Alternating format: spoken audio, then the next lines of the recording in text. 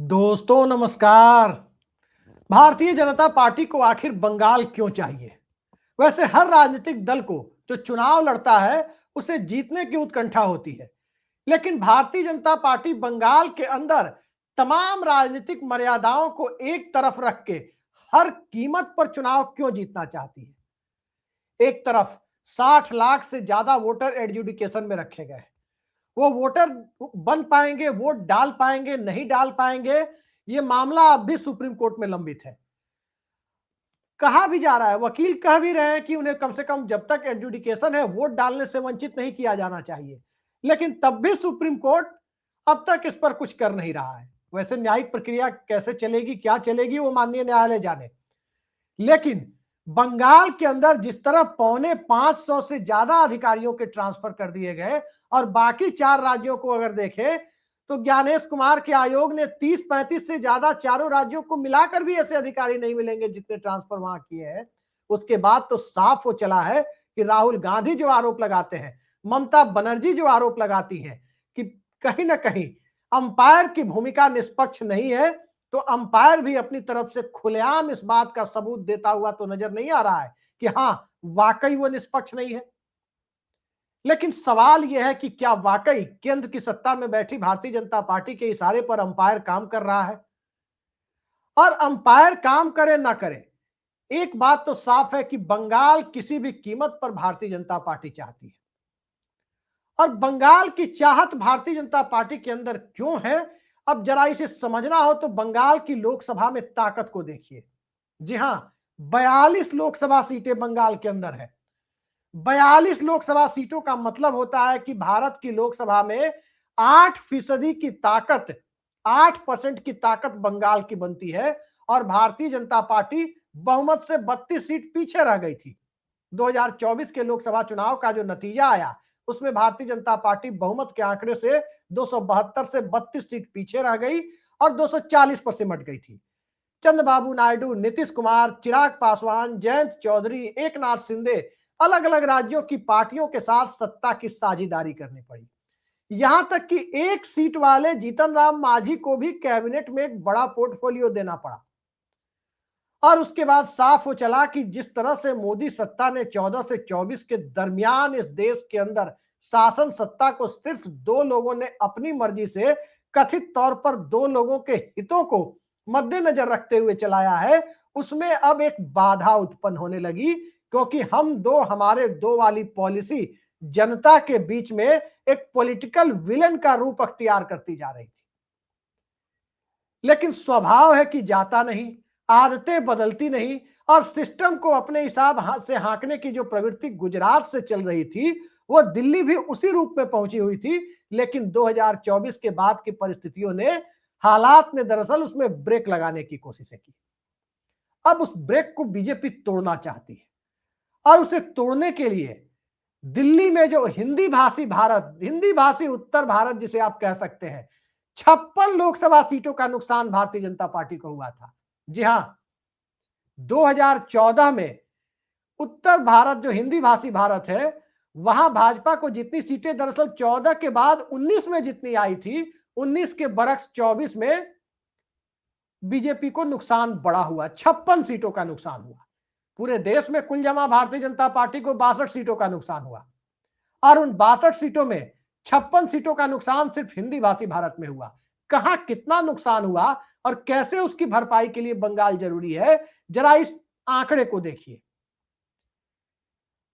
हिंदी भाषी उत्तर भारत में जो 56 सीटों का नुकसान है, उसका राज्यवार आंकड़े पर यदि नजर डालें तो झारखंड में भारतीय जनता पार्टी को 3 सीटों का नुकसान हुआ, बिहार में 5 लोकसभा सीटों का नुकसान हुआ, उत्तर प्रदेश में 29 लोकसभा सीटों का नुकसान हुआ, राजस्थान में 10 लोकसभा सीटों का नुकसान हुआ, हरियाणा में 5 लोकसभा सीटों का नुकसान हुआ, और उसके बाद लद्दाख में 1 लोकसभा सीट, चंडीगढ़ में 1 लोकसभा सीट का नुकसान हुआ, तो पंजाब में 2 लोकसभा सीटों का नुकसान भारतीय जनता पार्टी को हुआ।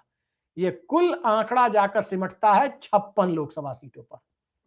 अब इस नुकसान के घटने की संभावना होने की बजाय यह नुकसान अब बढ़ता जा रहा है।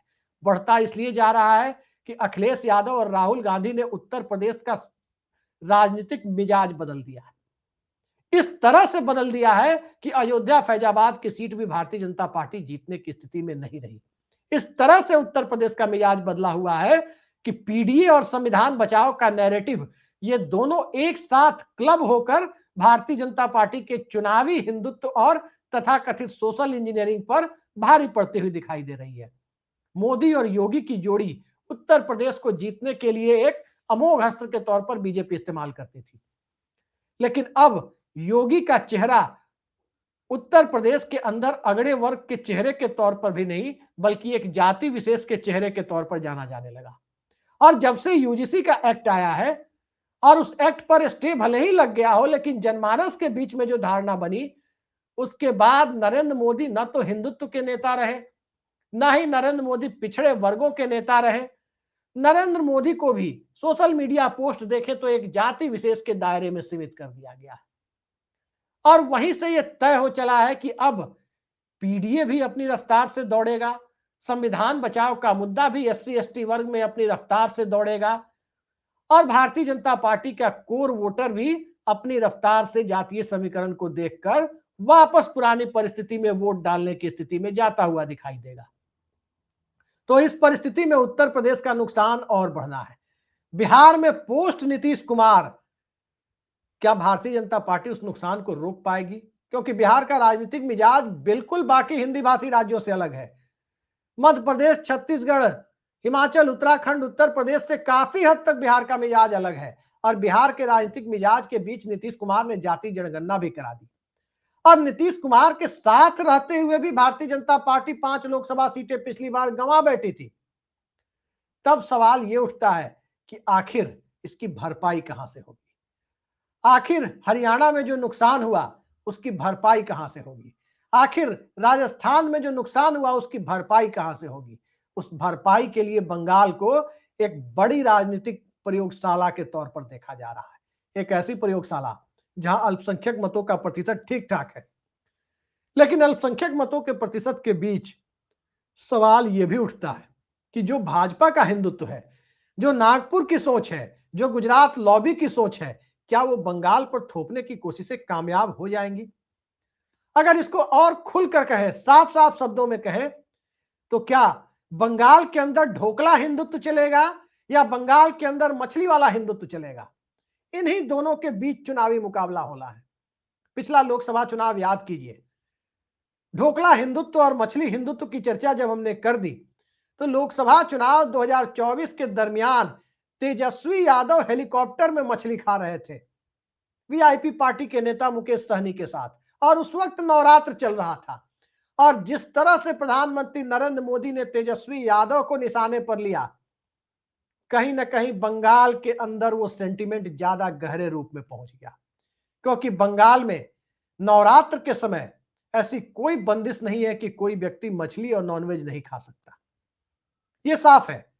और हिंदुत्व एक बड़ा कंपोजिट कल्चर को, खासकर हिंदू धर्म की बात करें, चुनावी हिंदुत्व की बात न करें, तो बड़े ही कंपोजिट कल्चर को दिखाता हुआ नजर आता है। और उस कंपोजिट कल्चर के बीच में, उस विविधतापूर्ण संस्कृति के बीच में वो परंपरा, वो व्यवस्था नहीं चल सकती जिस व्यवस्था और परंपरा को गुजरात लॉबी चलाना चाहती है।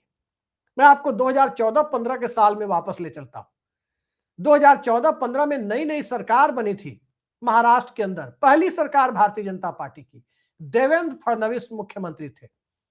उस वक्त यह व्यवस्था आई कि जैन धर्म में एक पर्व होता है संथारा, संथारा के दरमियान महाराष्ट्र के इलाकों में नॉनवेज की बिक्री नहीं होगी, मांस मछली की बिक्री नहीं होगी।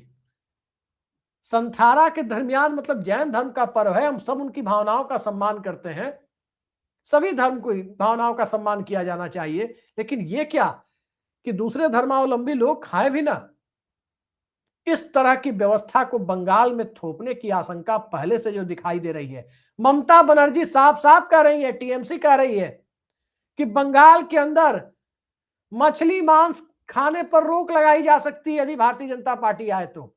ये ऐसे सवाल के रूप में बंगाल में पहुंच रहा है, खासकर प्रधानमंत्री ने जिस ढंग से तेजस्वी यादव के मछली खाने पर सवाल उठाया था, उसके बाद अब कहीं ना कहीं बंगाल के अंदर बहुसंख्यक आबादी में भी एक विचारणीय प्रश्न हो गया है कि क्या ढोकला हिंदुत्व हावी होगा या मछली हिंदुत्व बंगाल के अंदर चलेगा। वैसे भी हिंदू धर्म में मछली की को बड़ा शुभ माना जाता है। हमारे यहाँ बिहार में परंपरा है कि लोग कहीं भी शुभ कार्य के लिए निकलते हैं तो मछली देखकर या मछली खाकर निकलना पसंद करते हैं। तो हिंदुत्व का जो दर्शन है खासकर बंगाल में उसके बाद बिहार में, उसमें मछली को एक अलग नजरिए से देखा जाता है। अब बंगाल के अंदर भारतीय जनता पार्टी अब दूसरे रास्ते से जो कामयाबी चाहती है, उस कामयाबी के बाद क्या वाकई भारतीय जनता पार्टी बंगाल के उस कंपोजिट कल्चर को बरकरार रहने देगी? ये सवाल बंगाल के अंदर है। और उत्तर भारत में जिस नुकसान की बात मैं कर रहा था कि बीजेपी को लोकसभा चुनाव के दरमियान हुआ है और यह नुकसान और बढ़ने की आशंका जताई जा रही है और उसकी भरपाई के तौर पर बंगाल को देखा जा रहा है, तो आखिर वो भरपाई क्या हो पाएगी? पिछले लोकसभा चुनाव में तो उड़ीसा ने बचा लिया, और जरा खुलकर कहें तो नवीन पटनायक की खराब सेहत का फायदा उठाकर भारतीय जनता पार्टी ने वहां पर अपनी सत्ता बना ली।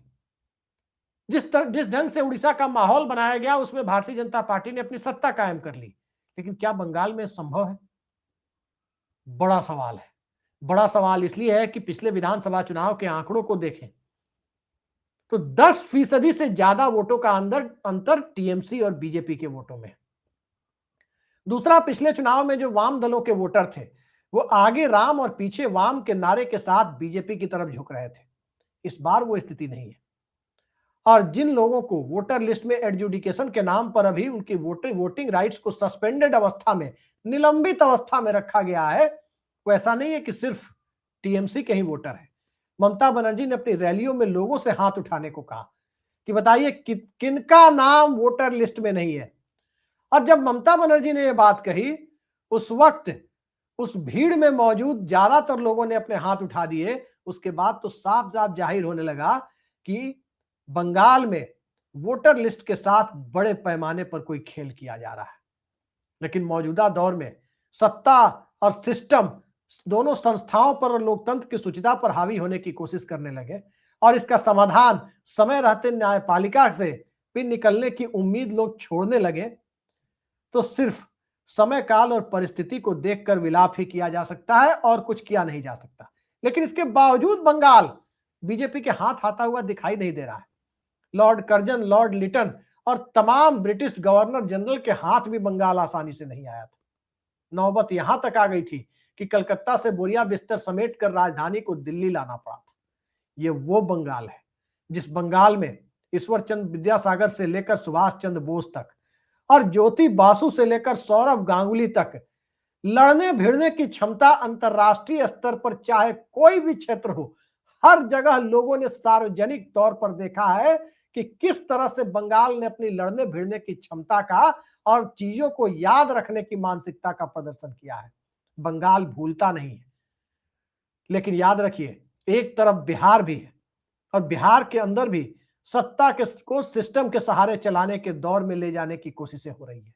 बिहार की राजनीतिक संप्रभुता जो दिल्ली के इशारे से नहीं चलती थी बल्कि बिल्कुल तमिलनाडु की तरह, केरल की तरह अपनी स्वतंत्र राजनीतिक पहचान को रखकर किसी आला कमान संस्कृति वाले राजनीतिक दल के खिलाफ खड़े होने वाली मानसिकता में बिहार था। अब उसको वापस आला कमान कल्चर में ले जाने की कोशिशें हो रही है। तो क्या आला कमान वाली पार्टी के हाथ में बंगाल के लोग अपनी राजनीतिक संप्रभुता को, अपनी लोकतांत्रिक संप्रभुता को गिरवी रखने के लिए तैयार होंगे? ये सवाल बड़ा है। सवाल बड़ा इसलिए भी है क्योंकि मौजूदा दौर में खासकर 1989-90 के मंडल कमीशन के बाद राजनीति जिस तरह से 180 डिग्री पर बदली, समाज जिस तरह से पूरी तरह से चेंज होता हुआ नजर आया, उस बदलाव की आहट उत्तर भारत में जो महसूस की गई सामाजिक स्तर पर, बंगाल के अंदर उस स्तर पर महसूस नहीं की गई। कारण क्या था? क्योंकि बंगाल के अंदर 77 में ही सामाजिक न्याय को आर्थिक न्याय के साथ जोड़ करके ज्योति बासु की सरकार ने उस रूप में लागू कर दिया था जहां वो बदलाव बहुत पहले ही महसूस किया जा चुका था जो देश के दूसरे हिस्सों में मंडल के साथ आया। लिहाजा बंगाल के अंदर न तो चुनावी हिंदुत्व वाली राजनीति के लिए बहुत बड़ी जगह है, ना ही मंडल पॉलिटिक्स के लिए बहुत बड़ी जगह है, लेकिन बंगाल के चुनाव पर हिंदुत्व की राजनीति के ठेकेदार और मंडल की राजनीति के झंडा बरदार, इन दोनों की नजर टिकी हुई है कि बंगाल क्या करता है।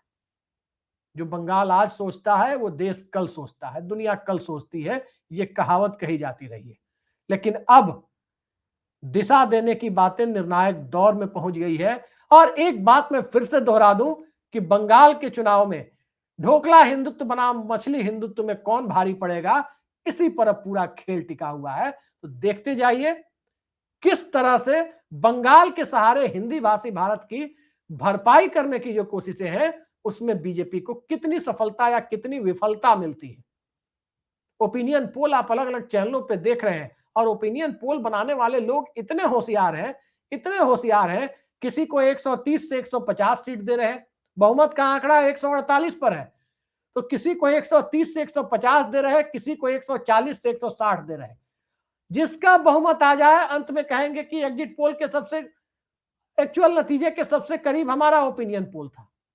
इस तरह से दर्शकों के मनोविज्ञान के साथ खेलने की कोशिशें और दूसरी तरफ मार्केट फोर्सेज को उसके हिसाब से पोल तैयार करने की कोशिशें अलग अलग चैनलों पर the great Indian opinion poll तमाशा आप देख रहे हैं। कल सुबह हो सकता है कि कल शाम 7 बजे के पहले या शाम 5 बजे के पहले तक भी हो सकता है कि एक आध चैनल आपको दिखाते हुए नजर आ जाए। लेकिन देखते जाइए, तमाशे को बंगाल ने कभी स्वीकार नहीं किया और तमाशे से बड़ा राजनीतिक तमाशा इस देश के अंदर बंगाल की वजह से जो खड़ा हुआ, बंगाल अपनी उस राजनीतिक क्षमता से चूका नहीं है और उत्तर भारत की भरपाई बंगाल से करने की कवायद की भारतीय जनता पार्टी की जो कोशिशें हैं उसे भी कमतर आंकना भारी भूल हो सकती है। देखते जाइए क्या होता है। फिलहाल के लिए इतना ही। नमस्कार।